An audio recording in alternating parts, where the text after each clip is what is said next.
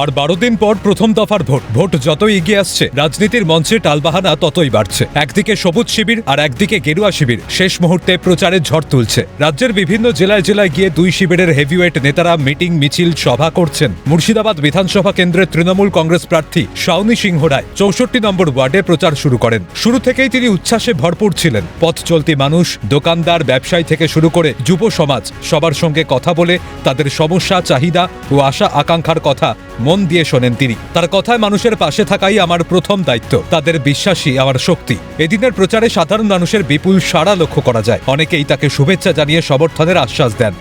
আমি 100% নিশ্চিন্ত, গতবার যেটা কানের পাশ দিয়ে বেরিয়ে গেছে সেটা এবার হবে না।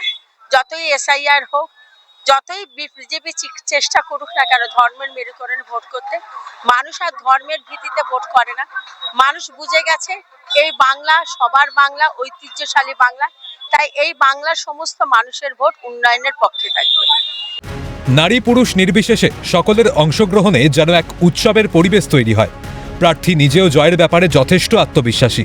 তিনি জানান, আমি 100% আশাবাদী, মানুষের ভালোবাসা ও আশীর্বাদ নিয়েই এগিয়ে চলছি।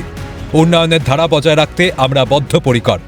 আমি 100% নিশ্চিন্ত, গতবার যেটা কানের পাশ দিয়ে বেরিয়ে গেছে সেটা এবার হবে না। যতই SIR হোক, যতই বিজেপি চেষ্টা করুক না কেন ধর্মের মেরুকরণে ভোট করতে, মানুষ আর ধর্মের ভিত্তিতে ভোট করে না। মানুষ বুঝে গেছে এই বাংলা সবার বাংলা, ঐতিহ্যশালী বাংলা, তাই এই বাংলার সমস্ত মানুষের ভোট উন্নয়নের পক্ষে থাকবে। মানুষের কাছে মূল প্রচার আমাদের দিদির উন্নয়ন, এবং বিগত 5 বছর না থাকার পরও দিদির বহু স্কিম আমরা মানুষের দ্বারে দ্বারে পৌঁছে দিয়েছি। আমি এই বিধানসভায় হেরে যাবার পরও 52 কিলোমিটার রাস্তা আমরা করেছি এখানে, এবং সেই সঙ্গে সঙ্গে আমাদের বিভিন্ন ব্রিজ, কালভেট, লাইট, অর্থাৎ এই 5টা বছর সর্বোচ্চভাবে মানুষের পাশে ছিলাম।